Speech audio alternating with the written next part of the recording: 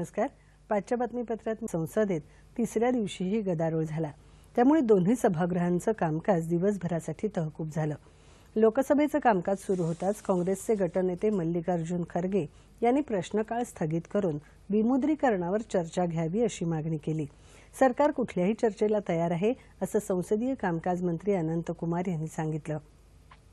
तसंच राज्यसभेतले विरोधी पक्षनेते गुलाम नबी आझाद यांच्या वक्तव्याला आक्षेप घेत त्यांनी माफी मागावी या मागणीसाठी सत्ताधारी सदस्यांनीही गदारोळ केला. त्यामुळे कामकाजात वारंवार व्यत्यय आल्याने अध्यक्ष सुमित्रा महाजन यांनी कामकाज दिवसभरासाठी तहकूब केलं. राज्यसभेतही आज विमुद्रीकरण आणि गुलाम नबी आझाद यांच्या वक्तव्याचा मुद्दा गाजला. आझाद यांच्या वक्तव्याने जनता नाराज झाली असल्याचं संसदीय कार्य राज्यमंत्री मुख्तार अब्बास नक्वी यांनी म्हटलं. या मुद्द्यावरून वारंवार गदारोळ झाल्याने सभागृहाचं कामकाज दिवसभरासाठी तहकूब झालं. उच्च मूल्याच्या नोटाबंदीच्या निर्णयानंतर माध्यमांमध्ये येणाऱ्या काही भ्रामक वृत्तांमुळे जनतेची दिशाभूल होऊ नये म्हणून केंद्रीय वित्त मंत्रालयाने आज काही खुलासे केले आहेत. नोटाबंदीच्या निर्णयाबाबत सरकारने पूर्ण गुप्तता पाळली होती.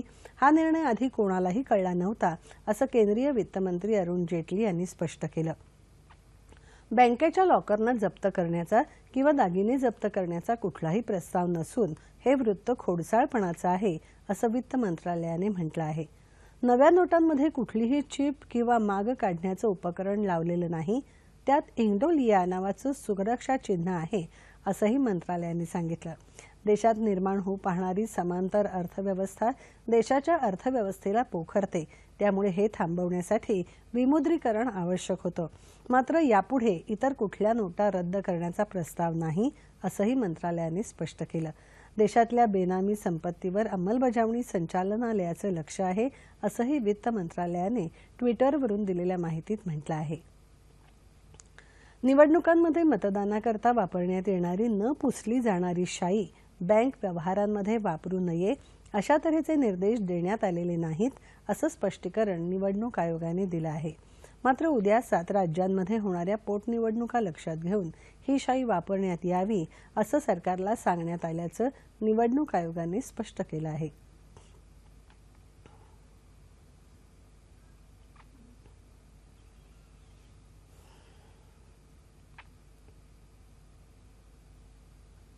पाचशे आणि हजारच्या नोटा चलनातून बाद करण्याचा पंतप्रधानांचा निर्णय अर्थव्यवस्थेच्या दृष्टीने अतिशय महत्त्वाचा आणि क्रांतिकारक असून त्यामुळे देशाची ढासळलेली अर्थव्यवस्था सुधारेल असा विश्वास ज्येष्ठ साहित्यिक कार्यकर्ते अण्णा हजारे यांनी व्यक्त केला आहे.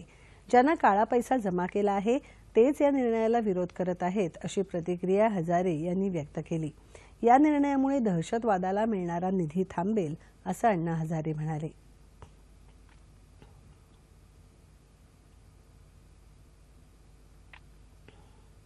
पंतप्रधान नरेंद्र मोदी आज हरियाणात सूरजकुंड इथे रेल्वे विकास शिबिराच्या उद्घाटन सत्रात मार्गदर्शन करणार आहेत. रेल्वेतर्फे आयोजित हे शिबिर 3 दिवस चालणार आहे. मालवाहतुकीसाठी रेल्वेला प्राधान्य मिळावं, अपघातविरहित रेल्वे प्रवास यासह 8 विषयांवर या शिबिरात चर्चा होईल.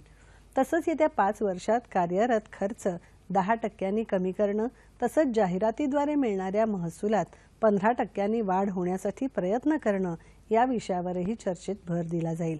या शिबिरात गँगमनपासून ते रेल्वे मंडळाच्या अध्यक्षांपर्यंत सर्व स्तरातले रेल्वे कर्मचारी सहभागी होत आहेत. अशा प्रकारचं शिबिर रेल्वेने पहिल्यांदाच आयोजित केलं आहे.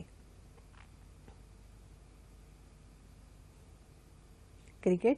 विशाखापट्टणम इथे सुरू असलेल्या इंग्लंड विरुद्धच्या दुसऱ्या क्रिकेट कसोटी सामन्यात आज भारताचा पहिला डाव 455 धावांवर आटोपला. इंग्लंडची फलंदाजी सुरू झाल्यानंतर लगेचच मोहम्मद शमीनं कर्णधार ॲलिस्टर कुकला यष्टीचित केलं. त्यापाठोपाठ हमीद 13 तर डकैत अवघ्या 5 धावा करून तंबूत परतला. त्यानंतर जॉन रूटने संघाचा डाव सावरण्याचा प्रयत्न केला. मात्र अर्धशतकी खेळीनंतर आर अश्विनने त्याला बाद केलं. दिवसअखेर इंग्लंडच्या 5 बाद 103 धावा झाल्या. भारताने आज दुसऱ्या दिवशी 4 बाद 317 धावांवर डाव सुरू केला. विराट कोहली 167 धावा तर चेतेश्वर पुजारा 119 धावाकडून बाद झाला. त्यानंतर अजिंक्य रहाणे वगळता कुठलाही फलंदाज मोठी धावसंख्या उभारू शकला नाही. याबरोबरच हे बातमीपत्र संपलं. पुन्हा भेटूया संध्याकाळी 7 वाजता सह्याद्री वाहिनीवर. नमस्कार.